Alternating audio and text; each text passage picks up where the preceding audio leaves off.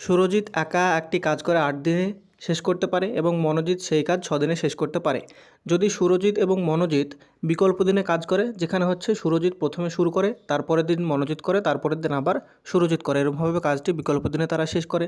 তাহলে বলেছে এরকমভাবে কাজটি শেষ করতে কতদিন সময় লাগবে। তো আমাদেরকে প্রথমে দেওয়া আছে কাজ কত দিনে করতে পারে, তাহলে সুরজিৎকে এজ দিয়ে যদি ধরি তাহলে সে করে ৮ দিনে এবং মনোজিৎ করে কত ৬ দিনে।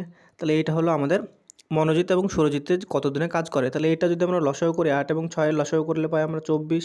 তাহলে সুরজিতের যে এফিসিয়েন্সি সেটা পাবো ৩ এবং মনোজিতের যে এফিসিয়েন্সি সেটা আমরা পাবো কত ৪। এবার বলেছে সুরজিৎ প্রথমে কাজ করে তারপরে মনোজিৎ কাজ করে। তাহলে সুরজিৎ প্লাস মনোজিৎ এইগুলো কাজ করে কত দিনে, প্রথম দিন এবং দ্বিতীয় দিন, তারপরে দুদিনে কত ইউনিট কাজ করছে, দুদিনে কাজ করছে ৩ + ৪ মানে তাদের এফিসিয়েন্সির যোগফল, তার মানে হচ্ছে আমাদের ৭ ইউনিট যে কাজ সেটা হচ্ছে কত দিনে হচ্ছে, ২ দিনে। তাহলে ৭ ইউনিট কাজ যদি ২ দিনে হয় তাহলে ৭কে যদি আমরা ৩ দিয়ে মাল্টিপ্লাই করি, তাহলে ৩ দিয়ে যদি মাল্টিপ্লাই করি তাহলে তো হবে ৩ × ৭ = ২১ ইউনিট কাজ আমাদের কত দিনে হয়ে যাচ্ছে। ৭ ইউনিট হচ্ছিল ২ দিনে, তাহলে ২১ ইউনিট, এইটাকেও ৩ দিয়ে মাল্টিপ্লাই, তাহলে এইটা হচ্ছে আমাদের ৬ দিনে কাজটি ২১ ইউনিট হচ্ছে। তাহলে ৬ দিনে যখন ২১ ইউনিট হয়ে যাবে তখন এদের সার্কেল কমপ্লিট হবে।